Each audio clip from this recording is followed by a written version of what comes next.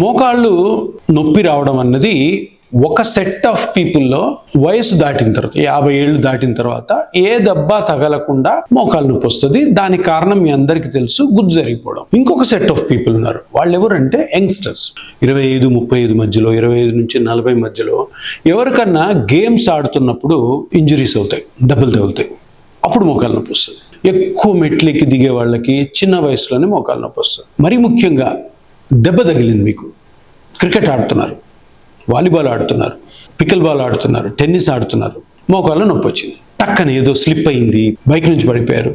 అప్పుడు నొప్పి వచ్చినప్పుడు మనకి పడగానే మోకాలు ఇంతలా వాస్తుంది, సివియర్ పెయిన్ ఉంటుంది, నడవలేరు, భయం వేస్తుంది. మనం ఏం చేస్తాం, వెంటనే డాక్టర్ దగ్గరికి వెళ్తాం. డాక్టర్ దగ్గరికి వెళ్తే, సార్ ఇట్లా పడ్డాను సార్, నాకు మరేమో వాసిపోయింది, చాలా నొప్పి ఉందంటే వెంటనే డాక్టర్ గారు ఎంఆర్ఐ రాస్తారు. ఎంఆర్ఐ చేయించుకుంటారు. ఇప్పుడు పడి 1 గంట, 1 రోజు 2 రోజులు అయింది, పడగానే ఇంతలా వాసిందంటే అర్థం ఏంటి తెలుసా? లోపల బ్లడ్ కలెక్ట్ అయి ఉంటుంది, దెబ్బ తగిలింది కాబట్టి బ్లడ్ వెజల్స్ ఓపెన్ అయింటే. ఇప్పుడు బ్లడ్ వెజల్స్ ఓపెన్ అయ్యేంత దెబ్బ తగిలిన తరువాత చిన్న చిన్న లిగమెంట్స్, మెనిస్కస్, లేదా కొన్నిసార్లు బోన్ ఫ్రాక్చరు, లేదా చిన్న చిన్న మజిల్స్ కూడా కట్ అవ్వచ్చు. ఇవి అన్నీ కూడాను కొన్ని రోజులు వాటిని వదిలేస్తే 1 నెల, 1.5 అవే నెమ్మదిగా హీల్ అయిపోతాయి, మానిపోతాయి. దాని తర్వాత మనం ఏం చేయాల్సిన అవసరం, కరెక్ట్గా ఒక 6 వారాలు ఇంకా దెబ్బ తగిలింది కాబట్టి తప్పకుండా రెస్ట్లో ఉండాలా.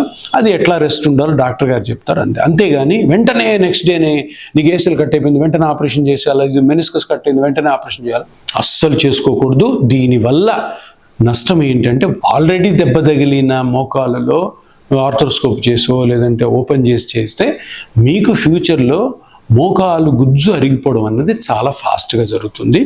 బుక్స్ అన్నీ ఏం చెప్తాయంటే 6 వారాల నుంచి 7 వారాలు మీరు దెబ్బ తగలగానే రెస్ట్ ఇస్తే దాని తర్వాత ఆటోమేటిక్ హీల్ అవుతాయి. 6 వారాల తర్వాత మీకు ఒకవేళ నొప్పి కానీ ఉంటే మళ్ళీ అప్పుడు స్కాన్ చేసుకొని ఆ నొప్పి ఎక్కడి నుంచి వస్తుందో దాన్ని కనుక్కొని ఆ స్ట్రక్చర్కి ఆపరేషన్ లేని ట్రీట్మెంట్స్ ఎన్నో ఉన్నాయి, అవి చేసుకోవాలి. ఇది మీ అవగాహన కోసం చెప్తున్నాను.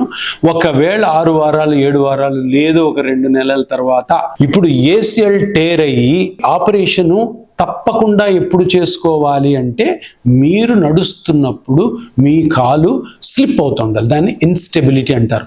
ఇన్స్టెబిలిటీ ఉన్నా కూడాను తప్పకుండా ఆపరేషన్ చేసుకోవాలని ఎక్కడా ఉండదు. ఆపరేషన్ ఒక ఆప్షన్. దానికి ఇంకొక ఆప్షన్ ఏంటి అంటే, ఈ ఏసిఎల్ లిగమెంట్ ఏదైతే కట్ అయిందో ఆపరేషన్ చేసుకునే ముందు పిఆర్పి ద్వారా ఏసిఎల్ని కూడా రికవర్ చేసుకునే అవకాశం ఉంది.